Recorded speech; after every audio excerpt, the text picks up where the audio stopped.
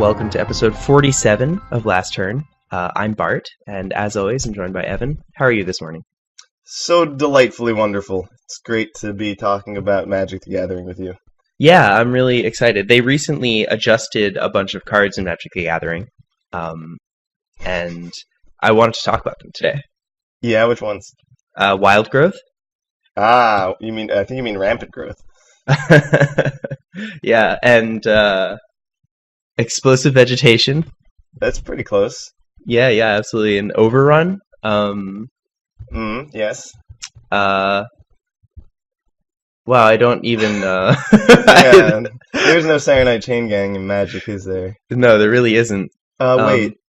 No. Yeah, Siege Gang Commander's like the closest thing I can think of. No, there's gotta be something better than that. There's gotta be something that like a 2/2 that summons a 2/2 or something.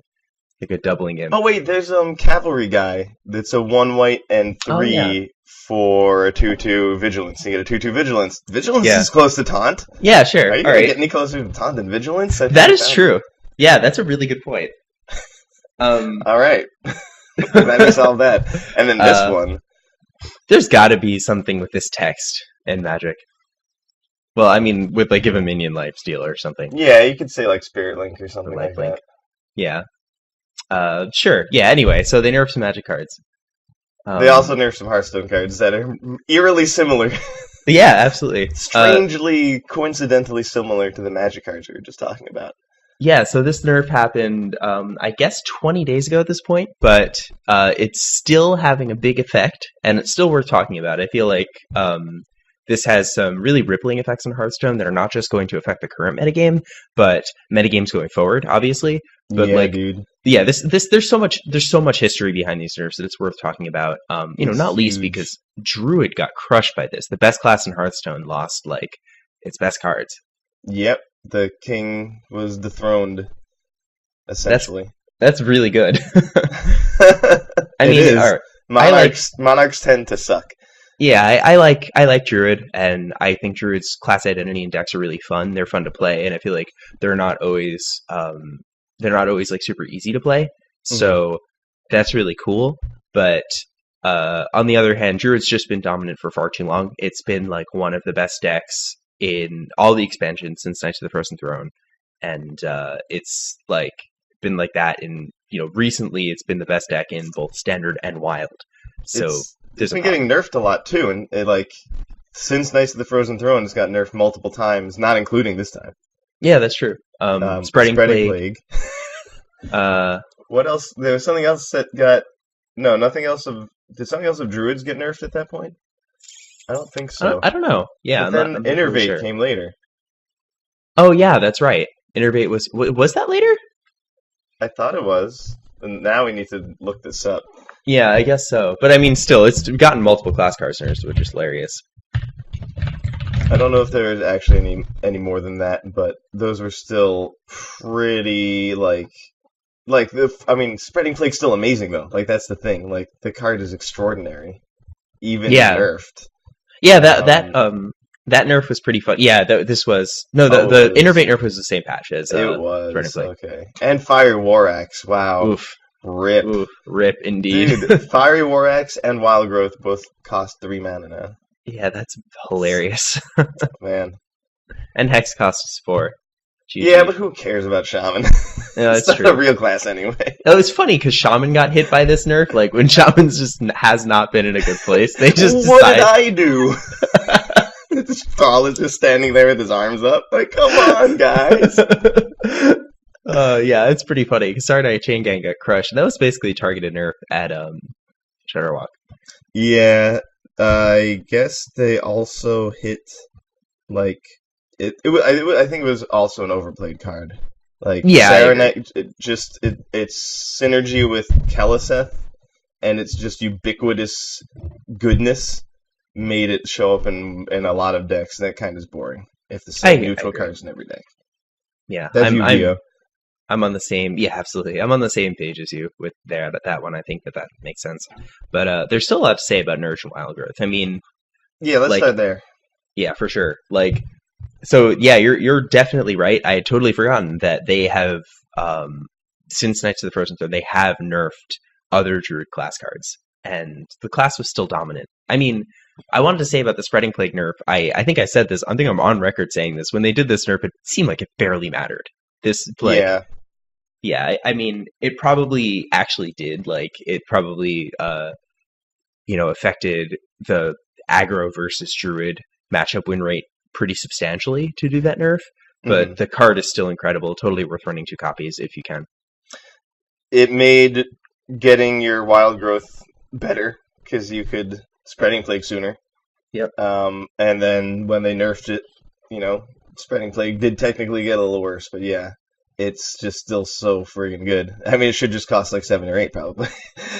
Yeah, no, totally. It's a really, really strong card. In some matchups, it just closes the game, and in others, it just slows your opponent down enough so that you can eventually crush them. It's like really tough to recover from. Luckily, I mean, it's hard to say current Druid decks because there kind of like aren't any now. But pre-nerf Druid decks, not all of them would run Spreading Plague because some of them cared about having just a single beast so that they would have a consistent Witching Hour. Yeah, that is pretty cute that they found a way to semi-stifle Spreading Plague. Although I think that was mostly an accident. I think so too. Yeah, well, yeah, I mean, sort of, like, it seems like Witching Hour and Hadronox have a ton of synergy. Like, I'm sure that synergy was noticed when Witching Hour came out, which I think came out after Hadronox. But, yeah, I guess they must have done that intentionally.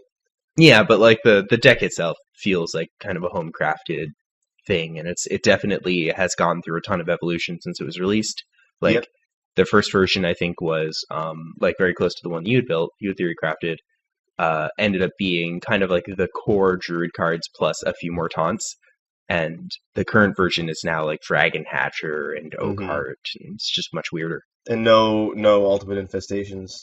Yeah, 0. That was not an intuitive decision. No, it makes sense. Like, yeah, it does, but at the time it didn't. It wasn't really a thing that was crossing my mind, taking ultimate infestation out of a deck. No, that would not be the card I would cut either. So wild growth costs 3, that just means every Druid deck with this ramp strategy is worse, like a lot worse. But yeah, not just a little bit worse, like a lot worse. It's not only happening a turn later, so you're not getting to 4 mana on turn 3. It's going to be 5 mana on turn 4, which is slower.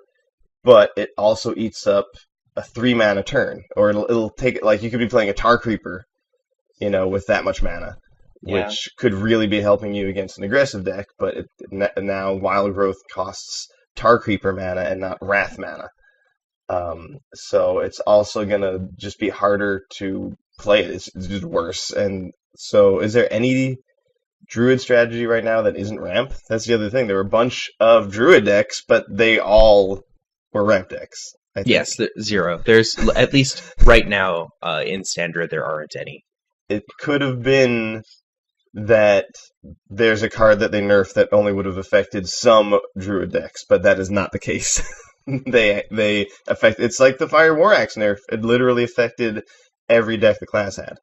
So I would bet that, you're absolutely right. And on one hand, that's the consequence of putting all your eggs in one basket. So Druid had a class identity that was ramp. Like that. Well, Druid has a ton of class identities. It's really actually very good at everything. Yes. But it's, ramp is if you're going to look at like sort of classic identities of the class, ramp is definitely one of them. Having a strong late game that they can get to faster. So like a proactive late game almost is something that Druid does really well. So it's very easy to print cards for that. It's very easy to just make really strong late game cards, or cards that support a strong late game or synergize with a strong late game. And so they did. They printed, like the Florist that reduces the cost of cards in your hand. They have stuff like Floop, which is supposed to synergize with very big, cards that you want to duplicate. So like just another duplication effect. Even something like Branching Paths or any like choice card that's going to be good in any longer game, because you'll want different things at different points in the game. For sure. If you had like a more narrow plan where you're aggro and you always have to win the first few turns, that's not as important. But if you're going to play longer, being able to get armor early and draw late, or vice versa, depending on what you need, that's also great for Druid's longer games. Yeah, basically no, you're totally right. Branching Paths is absolutely something that synergizes with Druid kind of deck, or just pretty much any control deck would love that card. But and the Nourish too, you get to pick which the early game you want one, late game you want the other, and it lets you do that. And actually, sure, whichever one you want, buddy. Yeah, totally, very very strong. And all of the armor cards. So they spent several expansions building up Druid's identity as a late game class. And yeah. I feel like that's part of the reason why they waited so long to do this. Probably. It was, it's really crippling. Yeah. And so if we think about it from their perspective for a second, let's look at the context of this nerf. This happened the first or second week after the expansion dropped, right? This was really sudden. Yeah, they didn't even really warn us about it, as far as I know. No, it just happened. Actually, that was a point of contention in the community because there was a major tournament coming up, the weekend after the nerf, and people had already tested and locked in their deck lists and stuff, and then they're just like, well, your deck lists don't work anymore. That is messed up. They should have let them play with 5-cost Nourish and stuff, in my opinion. Yeah, I guess I totally agree. I don't really know how they handled the tournament, but I do know day 0 people were complaining about that stuff. It's possible they did let them play with 5-cost Nourish, but I don't know. That would have been cool. I don't know either, but props to them if they did that, and a wag of my finger to them if they didn't. Yeah, I agree. I feel like that is absolutely the way to do that. And at least say it would be important to say it in the post. This update will not be implemented for tournaments where the decks have already been submitted prior to this announcement. Yeah. So that is pretty annoying, but they ripped this one off really quickly. They even said in the post, we were not looking, we don't need to collect that much data. We kind of just know this. It's pretty obvious that these cards are problems. They've been problems every expansion. They're still clearly after the set drop, they're problems now. So these are cards that they've had their eye on for a while, and decks they've had their eye on for a while. So the question is why didn't they do it sooner? I think the answer is that, again, all of Druid's eggs were in this ramp basket, so it'd be pretty disappointing if they threw out all these nerfs 2 expansions ago, and then you just couldn't play Druid for 3 expansions. This is true. So it would have been. It's gonna take. It'll be easier to save it with a whole rotation rather than adding a single expansion. Yeah, absolutely. They did it, like you said, instead of with multiple expansions before rotation's coming up. I guess not that soon, but sooner than if they hadn't waited. So for sure. That makes sense. I think that's a good theory. Yeah, so I think it's in a way, it's tough. It's a way, when you nerf cards, you're making some players upset, and you're that's absolutely inevitable, and you're making other players happy. So this seems like a tough call for them, especially because this is not just going to be, affecting Druid for the rest of this year. This is affecting Druid for the rest of Hearthstone. These are classic cards. These are Druid's best classic cards. Yeah, and some of the most iconic. Yeah, for sure. Just the nature angle of Druid is definitely one of its most personal. Yeah, it's it's so core to the identity of that class. It's the most special effect that class has. Mm-hmm. No other class can do this. Yeah, for sure. Tons of other, quote unquote identities are shared across a lot of classes, like weapons or hand buffs or, stuff like that. But armor, yeah, totally. Healing, right, direct damage, all these things. But ramp is only in Druid. Yeah, I think they found, like you were saying, all of these endgame strategies, even though they're different, whether it's Trents or tokens or any of the other myriad things Druid is really good at, they all get helped by these cards. So these cards wind up getting played in all those decks. I don't think that there's any really other Druid deck right now besides like Mechathon Druid or something like that. Mm. But there used to be Token Druid, right? That was a deck that didn't have Wild Growth or Nourish, but that was kind of an abomination. Oh yeah, in a different way, right? I mean the newer builds of Token Druid all do run Nourish and Wild Growth, but like the old, completely different Token Druid did not. The one that I should have been more specific. Yeah. Yeah, it's I hate how the term Token Druid is overloaded to mean historically two completely different decks with totally different strategies. Mm-hmm. But to be fair, I do feel like I don't know. I feel like the term describes both of them equally well. So it works, but I to be more specific, I mean the aberration that basically spawned because of like Innervate and patches. Yes, they basically, and then Mark of the Lotus and Living Roots didn't hurt either. Yeah, the 4/2/2s on turn 1 deck. Exactly. That was the whole friggin' game with that deck, is to try and get like not even a huge board, but like a pretty big board, like you said, 4/2/2s, maybe 2/2s and a 2/3, because you're playing Bloodsail Corsair. On turn 1 with Innervate, a very fair card, which was giving you 2 mana at the time. So you could play a Pirate, for example, that would get you patches. So that's 2, and then Living Roots for another 1 mana that gets you 2 more minions, and then you still have another mana to spend, so you could play Mark of the Lotus. So you would actually have 3 2/2s and a 2/3 there, and one of them can attack. Like one of them is charge. You get to kill whatever the idiot they trying to play Hearthstone over there. Nope, not anymore. And this is particularly scary because if your opponent can't solve this board on turn 1 or 2, which very few decks could, then you Power of the Wild on your turn and make it even more of a problem. And then if they can't kill that, you Savage Roar the turn after that, then just win. So it like very quickly gets out of hand. And that didn't use Wild Growth, but I don't know if it's a good example because, like I said, it just was the product of other cards being broken. Yeah. So my point is I'm kind of mystified as to, like, is Druid going to be less endgamey, and if so, what would that look like? Yeah, I'm also not totally sure because even some of their classic cards are sort of on the endgamey side, and they're about longer games and making choices and stuff. So I am also a little bit confused, but we've seen their experimentation. I mean, in the most recent set, they gave Druid a bunch of synergy with like attacking with your hero. Yeah, that's pretty fun, and there was a really cool Gonk like combo deck, which I'm totally down for combos. Yeah. But maybe Pounce and other cards like there's like a 2-mana 2/3 that deals damage equal to your hero's attack. So I don't think that's seeing play, but maybe next expansion that'll actually like have a deck that's sort of mid-range or even faster than that.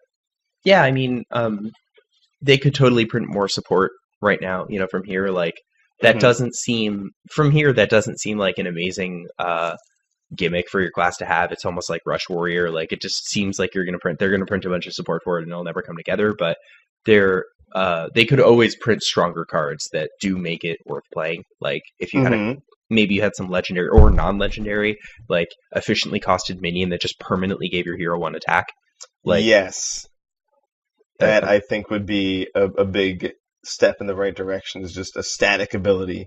Your hero has +2 attack or something like that. Yeah, something like that would like potentially make all those cards playable. If that was like aggressively costed, if that was like a Chillwind Yeti, like a 4-mana 4/5 with 1 attack or 2 attack permanently, like that's a strong Hearthstone card. Yeah, it would be better, I guess, with more health. But that would be excellent. And if it was really inexpensive, even better. If it costs like 2 or 3, you're insane. Maybe it costs 6, but every time your hero attacks, it costs 1 less or something like that. We'll see. Yeah. But you mentioned, Rush Warrior. The story of Rush Warrior is sort of like if you is potentially at least like Spell Hunter if you rewind time. Spell Hunter used to be a thing that you could be like, well, they keep printing cards for it and it's not working. There was a period of Hearthstone where that was the case. Totally. But eventually, they got that ball rolling. It is by far the most played class right now, and I'm pretty sure it's also the most played. Spell Hunter is the most played deck, and it's really good. So they've turned the boat around before. So even though I'm not, I hadn't thought about the hero attack thing. So I'm glad you brought that up. That if that's the direction they go, that sounds fun, and I have confidence in them that they could figure it out. Yeah, I feel the same way. I mean, it's always worth it's not really worth being pessimistic about the fate of Druid because in this game they have so many knobs they can turn to make Druid a better class. So it's not like they permanently ruined it. So many knobs. Yeah, it's just there's lots of stuff they can do to make it viable and look completely different. And they've done this before. But granted, they've also failed to do this before. I think Warrior is at present the example. Because it's been the way it is for quite a few expansions. But they definitely failed with the damage your minions, but don't let them die thing. Like that came and went without any success. Yeah, I think they've been struggling to find an identity for that class. Though I do think there's a ton more design space now that if they're leaning into reducing Druid's late game, there's a ton more design space for Warrior because Druid for some reason stole some of Warrior's class identity in armor. Yeah. I don't fully understand why they did that, but they did, and now Warrior could steal some of that back. Have more big scary late game guys. Totally. Maybe one of the things that Druid has is Jungle Giants, the quest that wants you to play big minions. Maybe Warrior will start doing more of that than Druid. That'd be interesting. And then there's also Trents, which are mostly cute right now, but I think that's fun, having a specific type of token that is meaningful, and the cards, like Mulch Muncher, it's an 8/8 mech, which is relevant, with Rush, which is great, that costs one less every time I think one of your Trents has died. Yeah, that sounds about right. So that's cool. Playing that with Ziliax just seems like an obviously great thing to do. That's build your own Shrivala. Just come down with this 11/10 Divine Shield Rush Lifesteal Taunt. That sounds like and that would work in a mid-range deck. You wouldn't need Rampant Growth or Wild Growth, whatever card we're talking about, you wouldn't need it in that deck. So that could also maybe be a deck that doesn't lean on Wild Growth and Nourish. Yeah, it's possible. And I mean, again, that's another theme that they've released that they could support. They have a lot of options. There's a lot of space for them to come up with interesting stuff. So, I'm certainly not scared. Yeah, and Wild Growth and Nourish are still pretty good. Yeah, they're fair. I mean, Nourish still looks like a fine card. It is considerably weaker. Tacking one mana cost onto a lot of cards makes them a lot worse, but ramp cards in particular become way, way worse. Yeah, though one of the cute things about Nourish is that you could play your Arcane Tyrant off of it, and you'll still be able to do that. Yeah. So that's one thing that Malfurion doesn't have to cry about. Yeah, for sure. Still cheat out free elementals with their mana crystals. Granted, they're also losing Ultimate Infestation with the next set, but so that's not going to help late game Druid. But who knows? And Malfurion. Yeah, and Malfurion. Those two cards are really, really good. And Spreading Plague. Yeah. What? Yeah, Druid's. But that's exciting. Yeah, that's mostly good. In a way, that's ushering out this strong late game opportunity, the strong late game Druid, and making room for other types of Druids. Yeah, I'm very thumbs up to that. Yeah, I think you're right that this is probably one of the first steps to making sure that whatever they do in the next expansion actually sticks. I think that so I'm looking at the chart. They released Rastakhan on the 4th of December, and then they did the patch 2 weeks later on the 19th. Well, 2 weeks in a day. Very, very short interval. Yeah, and like you said, they already knew this was obvious, But I think they were kind of at least hoping and wanted to see if Rastakhan helped fix the problem at all. And then after 2 weeks where it didn't fix it at all, they were like, okay, we need to do this nerf.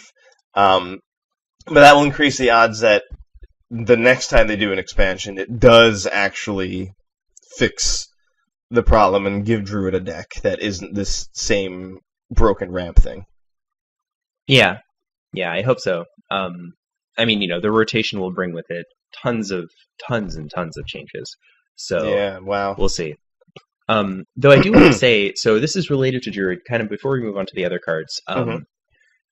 This change is, I think, the one that has the most words on it, the most to talk about, not least because we've always said Druid's strongest class. It's just kind of a meme we have.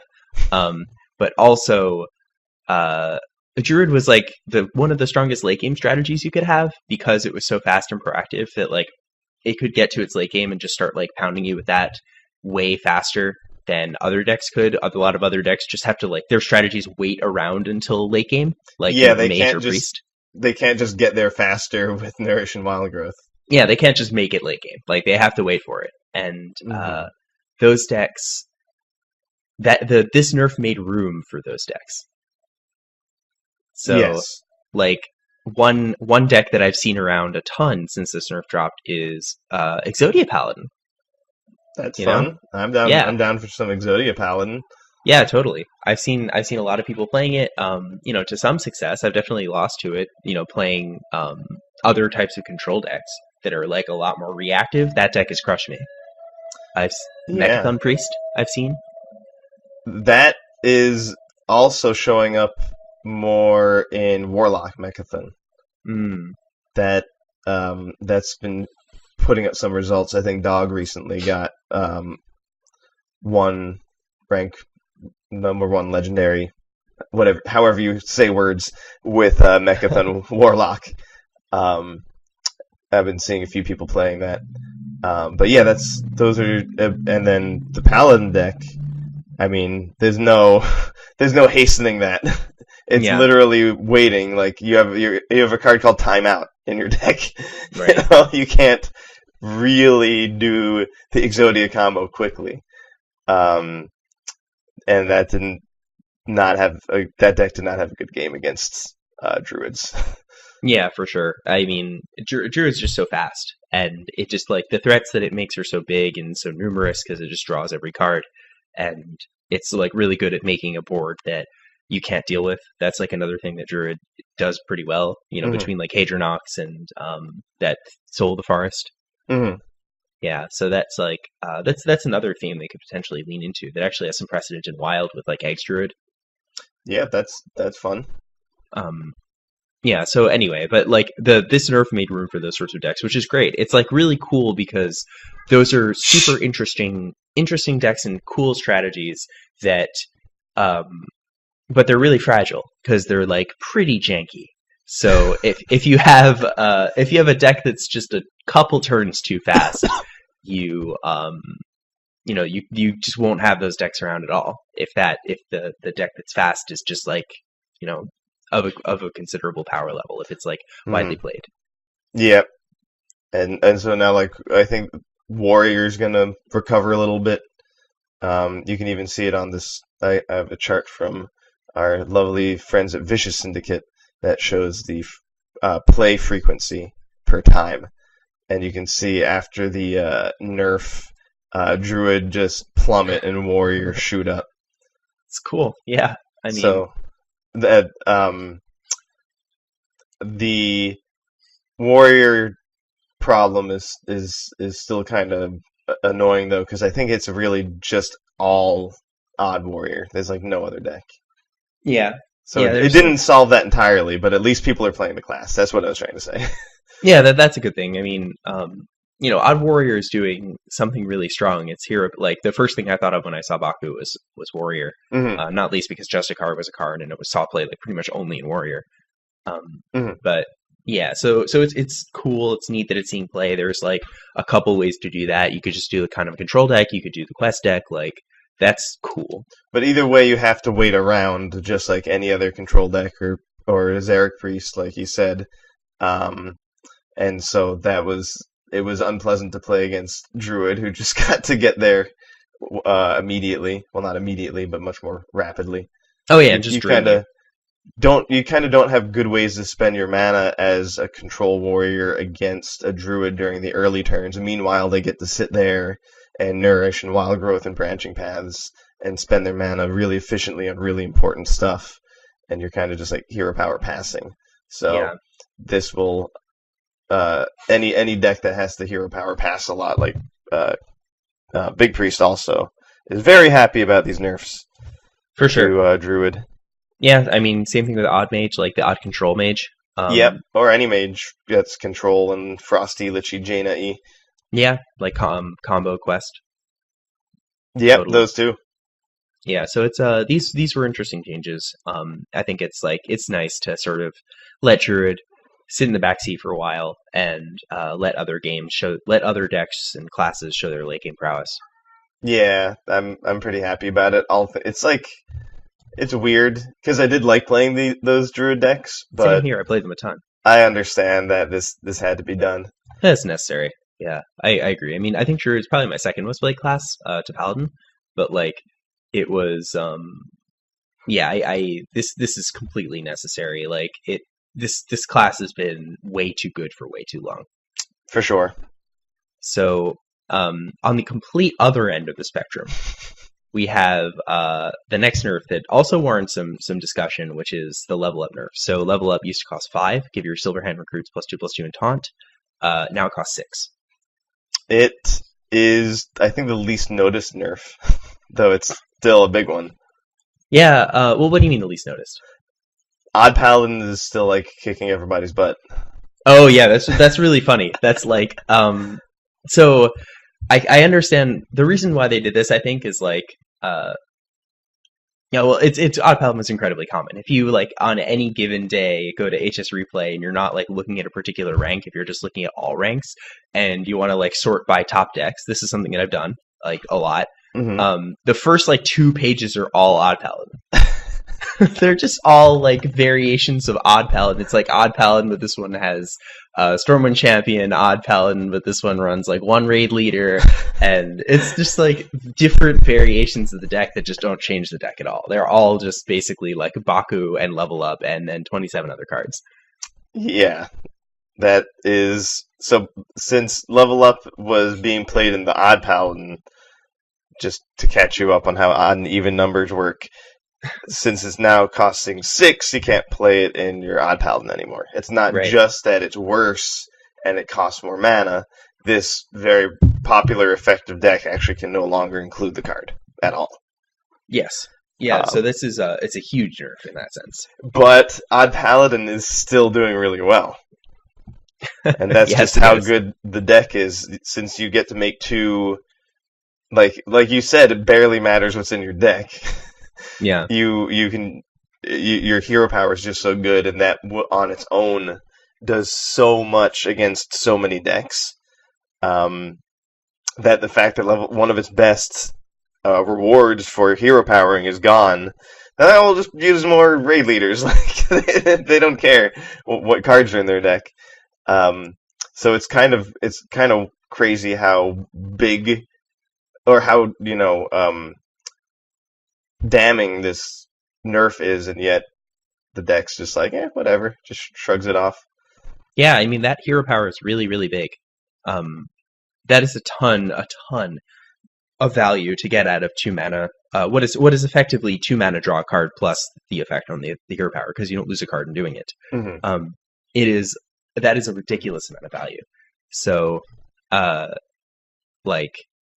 it's not too surprising that that's still around, though. I mean, if you had asked me pre-nerf if I thought level up nerf would kill the deck, I'd say yes. It did make the deck a whole lot weaker. Playing against it feels vastly different now.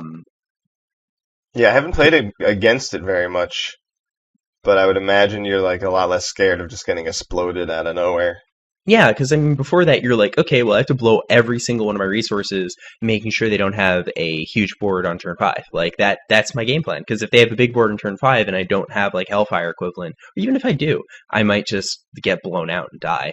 Mm-hmm. But Now you don't have to worry so much about that. Like, yeah, they can still buff their board. There's stuff they can do, but it's a lot less powerful and it's a lot harder. And like the buffs are a lot more fragile. It's nice that this card was so good, though. I think because at first it looked pretty janky. Like this looked like a silly gimmicky card, and it turned out to be so good it had to be nerfed. So that's pretty. And it has punctuation in it, so that is true. Lots of things to love about this card. So that's 2 Paladin cards that have an exclamation point at the end. That's cool. At least 2. There might be more. Yeah, who knows? I guess Uther's very loud. Yeah, well, he's very just.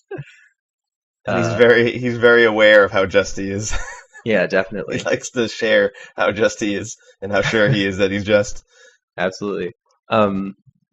Yeah, so this is this was a pretty substantial, pretty impactful nerf.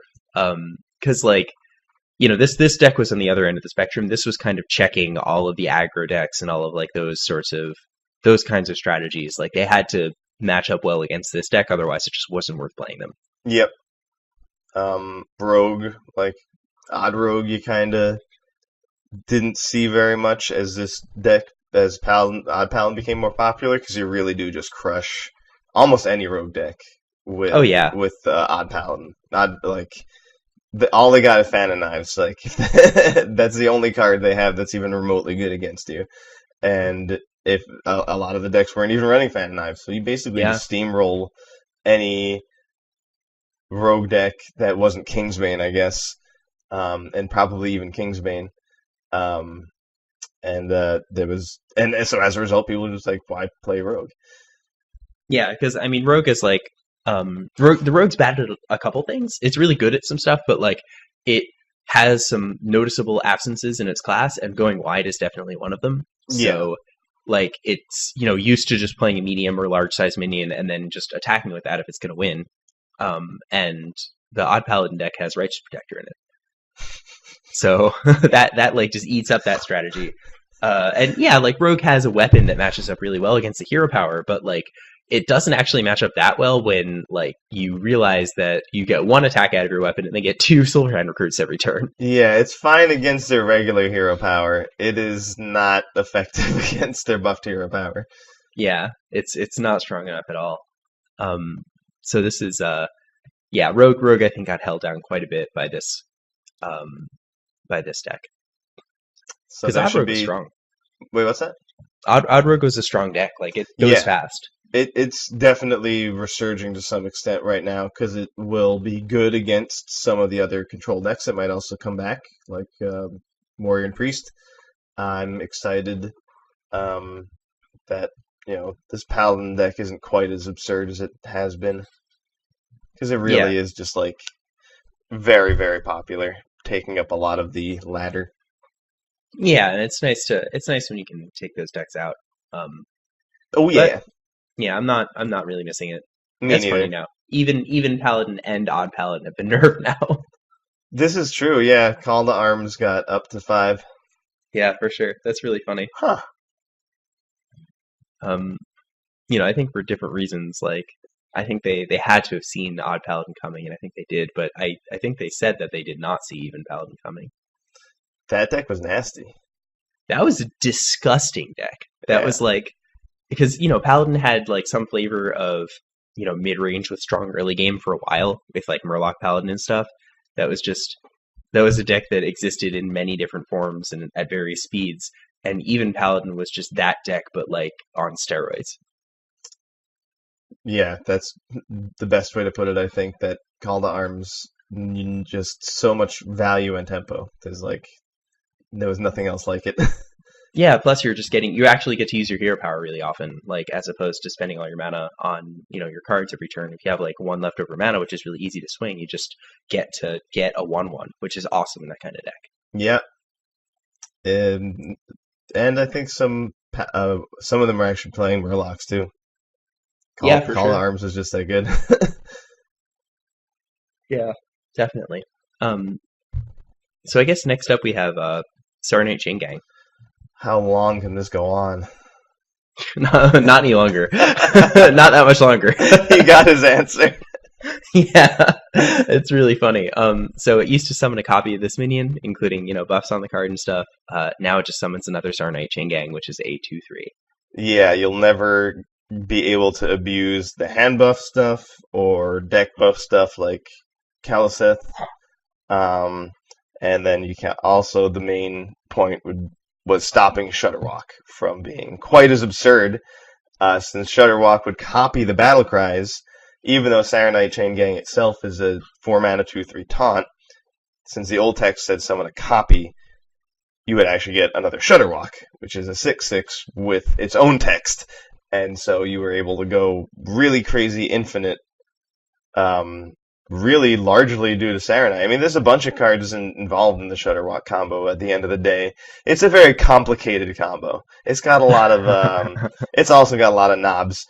But I think one of the biggest ones was Saronite. I don't... Because, like, the other big one is Grumble, which would allow your Shudderwalk to be 1 mana, right? Which is great.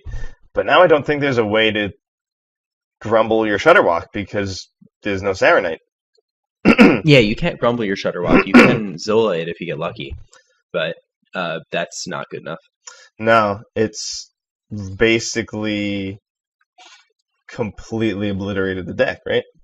It's funny this is the second round of Shudderwalk nerfs, and that deck's like never really been that dominant.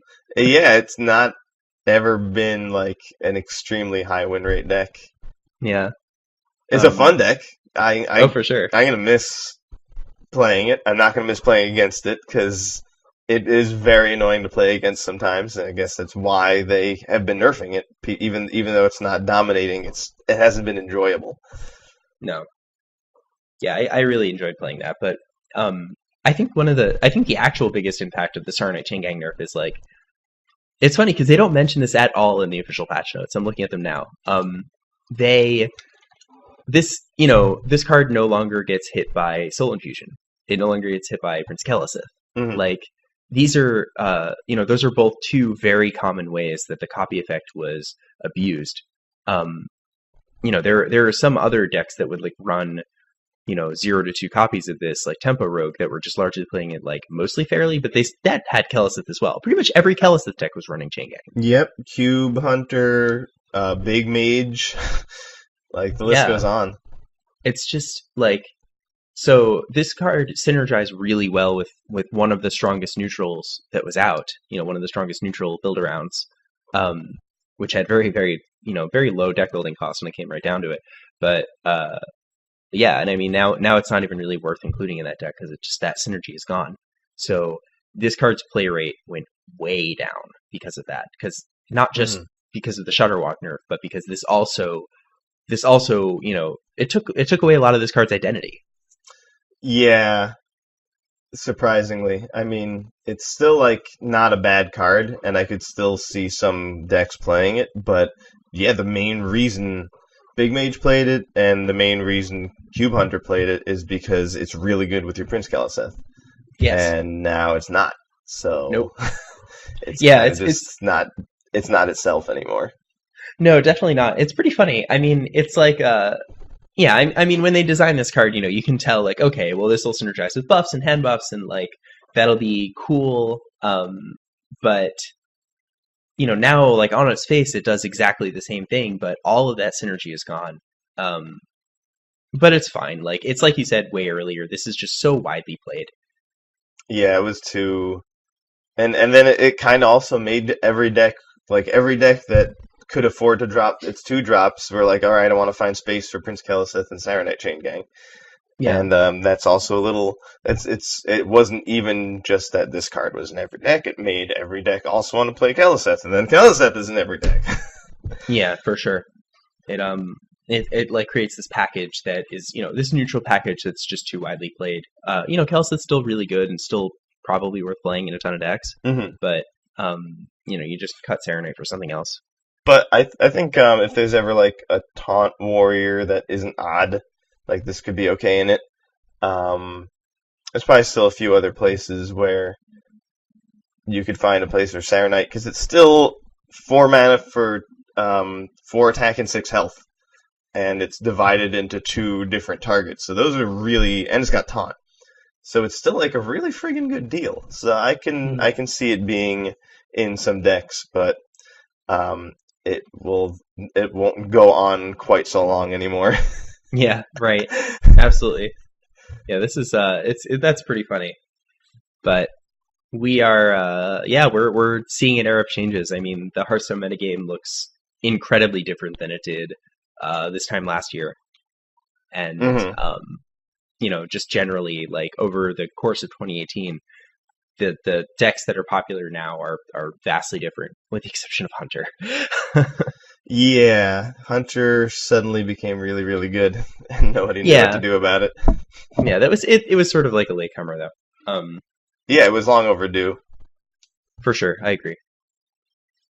So Leeching Poison. Yes. Now, so this was a card that saw play. Apparently, it was 2 mana, give your weapon lifesteal. Now it's 1 mana, give your weapon lifesteal this turn. Yes, I did see play. Yeah, it's. I mean, yeah, we've all lost a Kingsbane Rogue or played Kingsbane Rogue and crushed people, but like outside of that deck, this card is just wildly unplayable. Yeah, it's strange how remarkably useless, but that's kind of, I think that's a good design right there. I agree with you. That is well done. It's just that, so I guess potentially someone hasn't had the joy of being Kingsbane to death. If you haven't, Kingsbane is a legendary weapon in Rogue that retains all of its abilities and buffs that it receives when it's destroyed, and actually shuffles back into your deck. So it's sort of like an infinite weapon that you can keep buffing, and with Leeching Poison, you could give it lifesteal permanently. At which point, it's almost impossible to lose to a whole bunch of decks, like aggressive decks. Really, any deck that wins by not killing you in one turn could no longer beat you, because you would have a weapon with 15 attack and lifesteal, so you could kill them anything they play and recover 15 plus health. And now it only gives you lifesteal for a turn, so I think that once again just completely kills the deck. This is another deck killer. Yep. Yeah, for sure. I mean, it makes sense. Like, the justification they gave is that Rogue is not supposed to have self-healing effects.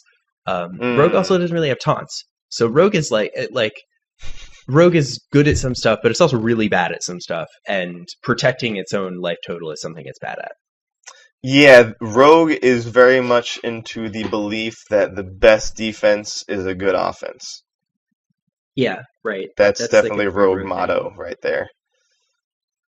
For sure. And that makes sense. Like, the class it's a squishy, right? Rogue is like in all MMOs where you have like the rogue genre, it's not a plated class. It's always like wearing like leather cloth, and it's like trying to do damage and not get hit.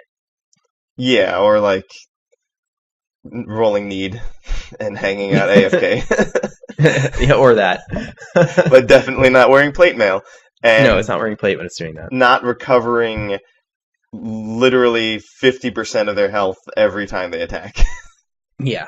It's so this is like, this makes sense as an identity change. And it's really very targeted nerf for this Kingsbane deck, and like that's fine. Because it was a frustrating deck to play against. Because some other decks just have like no interaction with it. It's like a single player game Kingsbane deck. Some matchups at least. And that's not fun. It's sort of like Shutterwalk. Yeah, for sure. It's fine. I'm happy they did that, I guess. Like, I never really felt like Kingsbane was a problem for me, but I think it was one of the best decks on the ladder for a short period of time. So yeah, I don't have a Kingsbane, so I never got to stab anybody with one, but it's got a lot of similarities to Shutterwalk in the Shutterwalk deck, at least, in that it's beatable. It's not overpowered, but it's annoying. Yeah. And maybe also doing something that class isn't supposed to be doing, you could argue. Yeah, it's kind of weird, though, because like they, I think that they built this card pretty clearly for Kingsbane. Yeah, I think they just underestimated how effective it would be, I guess. I agree. Yeah, I think that they thought like this would be kind of a Johnny card. Like some people would really like it and build around it. It wouldn't be that strong, but then it ended up becoming like a dominant force. It's nice that they didn't have to actually touch Kingsbane itself or any of the other cards. You know, they basically they changed the card least likely to affect any other rogue deck. So that's I nice. agree with that. It was very much targeted, which is awesome because this is a card that like otherwise just was not played. Yeah, unlike Saronite Chain Gang. Yeah, or Nourish. Yeah, well, like, yeah, exactly. That they didn't just kill one deck. It was Saronite. You know, like you said, their notes are like very similar to the Legion Poison notes. They're just talking about the one deck that they're trying to stop with the nerf. Except there's a big difference between Saronite Chain Gang and Leeching Poison, because the former is in a billion other decks, and the latter is in 0 other decks. Yeah, exactly. It's very strange though that they didn't mention that. You're right. Yeah, I find that so strange because that is certainly the largest impact of this nerf, not the Shutterwalk thing. I mean, Shutterwalk's just like not really a deck anymore, and that like you could say that going from any percent to 0%, approximately 0%, is a bigger change than just reducing the power of a bunch of other decks. But like I think card for card and match for match, like Saronite Keleseth was a more common combo than Shutterwalk as a whole. Absolutely. Yeah, so this is quite a set of changes. This is really interesting to have this happen at year end, but I understand that. Like, I think that they're really cautious about shaking up the entire, shaking up the metagame because, like, you think about it from their perspective, they want to make a balanced game, and like they do a pretty good job of that. And a lot of that rides on the back of them testing and iterating on these cards and making sure that the environment they exist in is safe for the cards being released. So like if they just suddenly nerf a lot of the best cards, they basically take all their testing and throw it out the window. This is true. So this is, because like if they were just testing these cards' interactions with each other in the context of one expansion, like we're going to play this expansion deck against this expansion deck, like that's not useful testing. That's terrible. They would never do that. Mm. They're playing like on meta decks that they can build with these cards against each other. Like they, this is the most powerful deck now. How does it match up against this strategy? If we add this card to this deck, how does it change? And they're doing that stuff. So they're really trying to get realistic tests on these cards. So just obliterating all of that would be bad for them because it would mean all their balance goes out the window. They have no idea how to predict what's going to happen. And now they're suddenly faced with like this, their game is in a state that they never tested. And they really don't know how it behaves in that state. And it could behave degenerately or it could behave awesome. Sometimes there are happy accidents. Sometimes you have games that exist really well in a state they were not intended, like Super Smash Bros. Melee. But most of the time, that's not the case. Yeah, that's not the rule. Yeah, that is not the rule. Not at all. They got us into a lot of Hunter. Yeah, so that was the other thing I wanted to talk about. The other part of this patch notes is just like Hunter was like the best deck prior to these patch notes, and now it's really the best deck. Yeah, if you look at the play frequency, it goes up to like 23% when Rastakhan comes out, and then like dips down to like 21, and then the Wild Growth patch happens. It just skyrockets. Now it's at 30. That's huge. That was like J Druid levels of play. Well, J Druid levels of play was 40.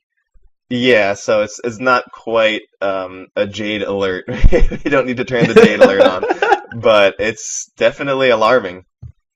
Jade alert. It's like you get a text on your phone. You're like, play J Druid today. I need to shuffle those into my deck now. Yeah, that's really funny though. I didn't realize it was that high. That is a crazy high play rate. It is also like not only crazy that it's that common a class, but there's a bunch of different decks. I guess it's mostly Spell Hunter, but there's a few other decks in the class. Oh yeah, like Cube. I mean, prior to these nerfs and prior to the expansion, Hunter had both Spell Hunter and Cube Hunter, and they were both like strong decks that were viable. Absolutely. Cube Hunter, brutal. I think it's actually, now that's kind of getting more attention because it's good against Spell Hunter. Yeah. Yeah, I mean that deck is fantastic. It's just like sometimes when I play that deck, I feel like I kind of lose without ever really doing anything strong. But then other games, I play like 20 mana worth of cards in one turn. So it's like it's a really really strong deck. And Hunter's in a great place. It hasn't been in a place like this for a long time. Ode, not in small part to Deathstalker Rexar. Yeah, the unsung hero. Yeah, this is a card that I remember the first Death Knight they spoiled, and I remember we talked about it, and I think our conclusion was that it was mediocre at the time. Yeah, and I think it was. Yeah, I think so too. I think that was like pretty much on the money for a while, but when Rush and Lifesteal became mechanics that were really common in Beast, I think that changed Deathstalker Rexar considerably. Yeah. Because now, not only was it a swing, in that you get some armor and you kill a bunch of small stuff, it was clearly a value card in that you can make like a custom, probably undercosted minion and play it every turn. But now you can use it as a cash-out mechanic to buy back any health that you might have paid over the course of the game, getting to that point. Yep, or you can get a removal spell off of it much more frequently than you used to. You can even get the nut draw and get something like Exploding Bloatbat, and like the Rush Poisonous thing. Yeah, it's for sure. Potentially like insane now, and yeah, it's infinite value over the long game. Used to be very unappealing for Hunter and sound like a very icky idea. Like, no, I want to go face. Yeah, you I don't need that. What Hunter does, me go face. Yeah, Huffer go face. Like that's hero power. I don't need to make minions. I need them to take 2 damage. But as they added more and more support for this very wacky Hunter strategy that sometimes doesn't have any minions in its deck, that became a thing. And once that became a thing, Deathstalker Rexar is like, mwah, that's like, I always keep that card, Oh, same here. Yeah, I used to throw that away. It definitely stays in my hand every matchup.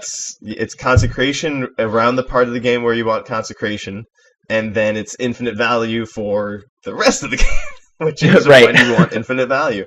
So he definitely helped a lot. Of course, Zul'jin isn't causing any problems either. That's a pretty insane hero card. Yeah, that card's been really good. I think people that was one of those cards where you read it and it's just so obviously powerful that people wanted to play with it a lot. So I think that's part of the reason why Spell Hunter went up in play rate, because it's just like a really strong deck and it gets a tool that's obviously very powerful. But I still think that Deathstalker Rexar is like the hero. Yeah.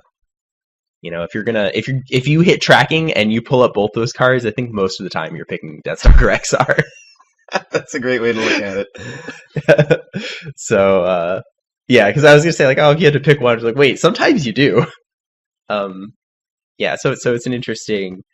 That's, like, an interesting state that the game is in right now. But, like, again, the context of this patch, this is the last expansion of the year. So even though they were very likely to bring the game into this state where they don't know where things are, how things are going to shake up, they only have to deal with that state for a month at most, because now they can just like kick it into high gear and create an expansion that fixes some of the problems that they think will stick around post rotation. But also, most of these problems are just going to be gone. Yeah, for example, Deathstalker Rexar. Yeah, yes, totally. I think a lot of the so are we keeping any of the other like Emerald Spellstone? Is that something we're keeping? That is from Knights of the Frozen. Oh no, that's from Kobolds. So that we are going to lose. We're going to lose. Yeah, that sounds right to me. I never know what's going to stay or lose. I'm so bad at this. Yeah, Kobolds and Catacombs is rotating. Wow. Yeah, that was a card we mentioned. To some extent, would deserve a nerf if they wanted to weaken Hunter. It would be a good candidate for one. Yeah, for sure.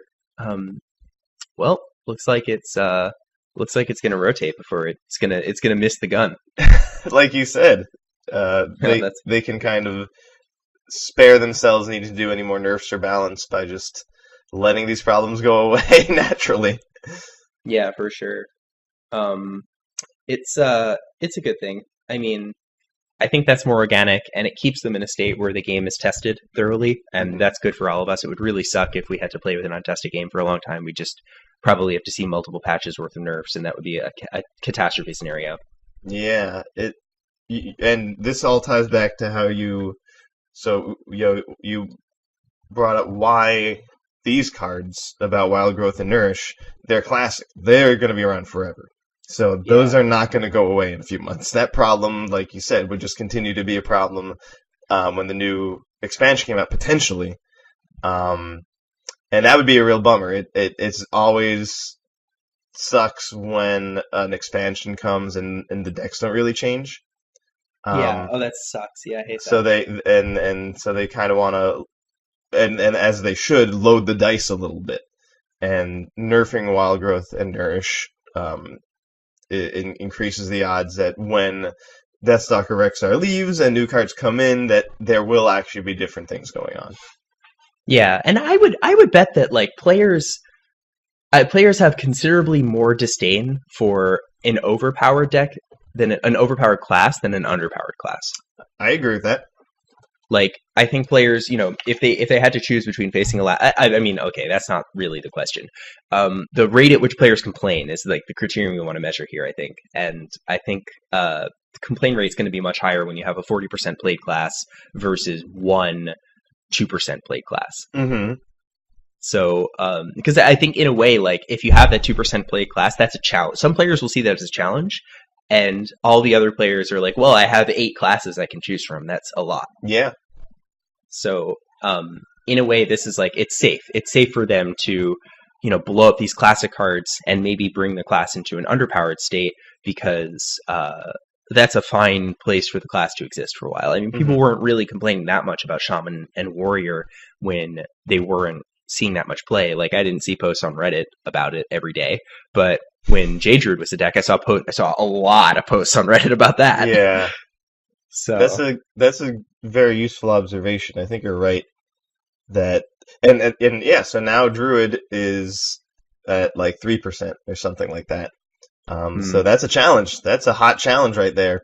Try and play Druid after this, But yeah, totally. Boot up Hearthstone and play Druid now. That could be fun. I have a feeling that probably Mechathon Druid is the most effective thing right now. I don't know how fun that's going to be, but hey, to bring out the mulch munchers. The mulch. Yeah, that sounds filthy. Turn those knobs and munch your mulch. So I mean, if you want to play Druid and crush people, I mean, Starliner used to be a thing in Wild, probably not anymore. I think they nerfed that, but you could do Druid got really crushed this year, but you could still play Eggs. Eggs is like, if you've never played it, it's a really fun deck because you make a board that if your opponent clears it, your board gets stronger, and that's like that's a really fun place to be. It's a really cool deck. I always liked playing that. You could play the Mark of the Lotus Druid. It's probably not as good now because you don't have Innervate, and probably Eggs is a lot weaker too, but still, it's fun. There is the Scarab Egg in Standard. That is true. You could do Standard Eggs Druid. Yeah, make it happen. And then how do you kill it, Evan? Carnivorous Cube, obviously. I tried to play that Scarab Egg with Grim Rally, but the interaction doesn't work the way I want it to. The entire Grim Rally effect goes before the Scarabs arrive. Well, yeah, it was really disappointing. That is not how it would work in Magic. Yeah, no, I guess not. You would you cast your spell. Oh, sacrifice is part of the cost. Yeah, if it were part of the cost. Yeah. Yep. I guess if it weren't, true. then it wouldn't work that way, but that's usually how a Magic card like that would work. But absolutely, Hearthstone is Hearthstone. There's no way to know what a card does by reading it. No, you have to get in there and try it out, because sometimes the words just don't make sense. Like your hero gains stealth, or your hero's immune, or replace your hero with Jiraxis. Yeah, replace your hero with Jiraxis. Oh, okay. Or replace your hero with Ragnaros. I'm glad I read that. Or no, your card. hero becomes Ragnaros. I got exactly what I needed out of reading. Yeah, I mean, I don't know. I like that. It's fun. I like that a lot about this game. I think it's great. And yeah, now you can summon Ragnaros with Janalai. That should be happening more often. Yeah. Yeah, we can have a lot of random 8 power bullets going around with lifesteal. With yeah, if you so desire, in odd mage, or just really in an incredibly greedy non-odd mage.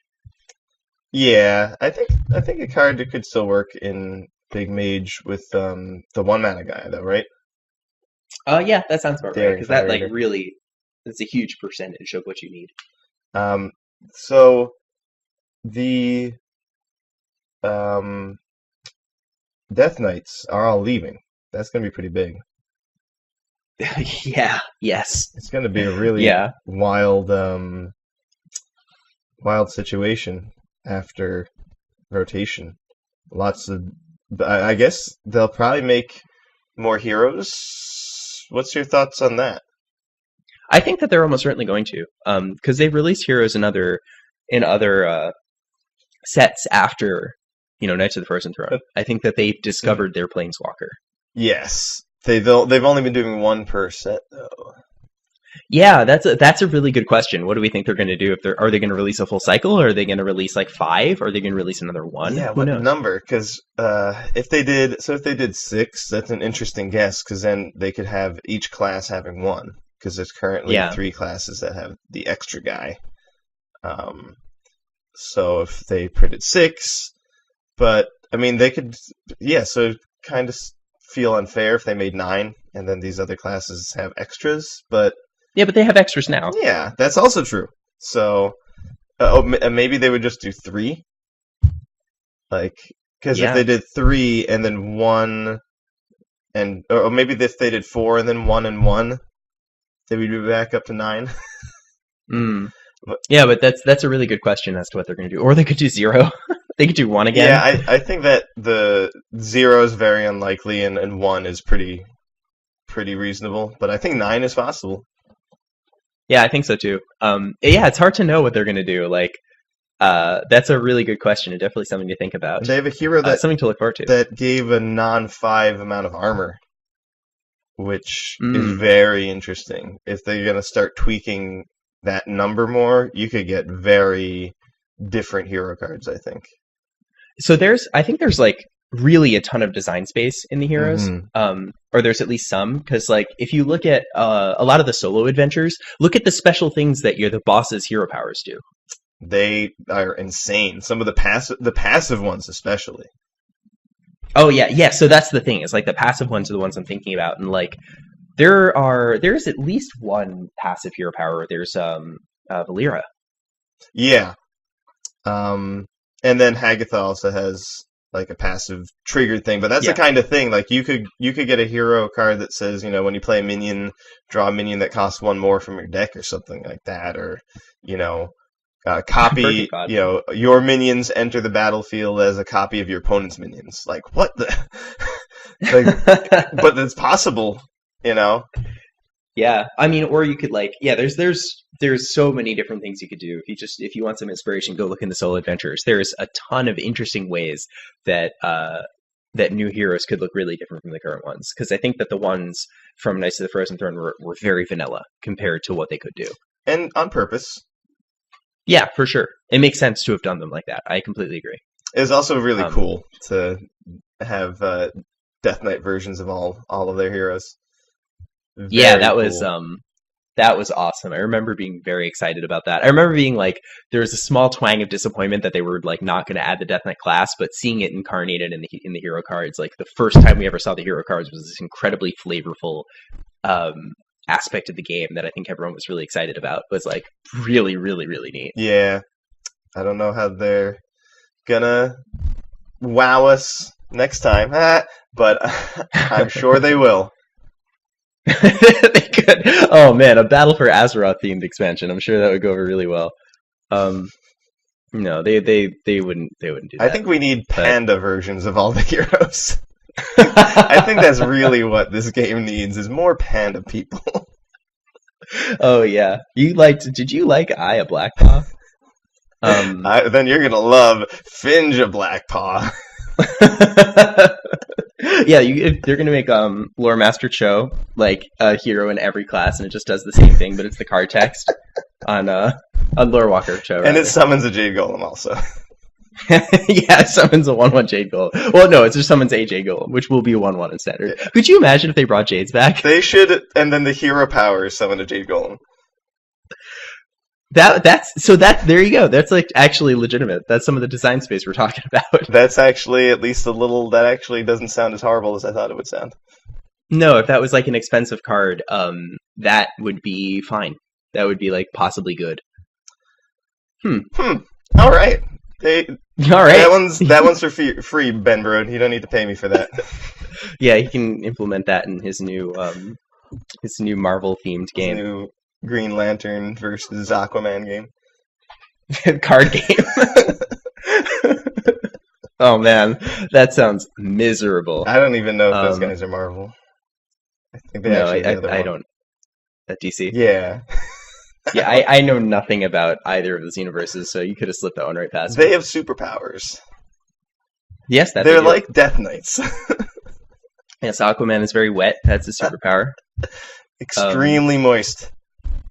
Yes, indeed. But anyway, I think that's a good place for us to wrap up. Absolutely. On that note. You can find us on the internet. By the way, we're like you might be getting your podcast by mail.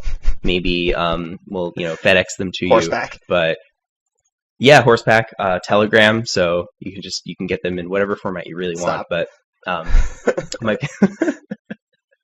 might be easier for you to come online and find us. And if you want to do that, you can come to Twitter at twitter.com/LastTurnHS or facebook.com/LastTurnHS. You can find us on iTunes, Stitcher, SoundCloud, Google Play, whatever platform you like. Chances are we're there. Maybe not. I don't know. There's a lot of platforms. It's 2019. How would we know, right? Yeah, we definitely wouldn't. You can also find us on YouTube. We have a YouTube channel where we upload our podcast episodes there. This is especially useful for our set review episodes where we have visual indicators for all the cards. But if you just like to consume your podcast on YouTube or you have YouTube Red or something like that, totally you can do that. We are there as well. We're everywhere. Even where you don't want us to be. Yeah, we're where you don't want us to be, like lastturnhs.com. You can come there and find links to all the places that we are, and some really nice looking graphics that Evan made for our website. Thank you. Yeah, so and around spoiler season, we tend to host spoiler there as well. So feel free to find us there. Yep. If you need to take a look at all the new cards that are being revealed and stuff in a few months, you can see that at lastturnhs.com. Absolutely. But yeah, so consumer content, please, and we'll catch you guys next turn. See you next turn.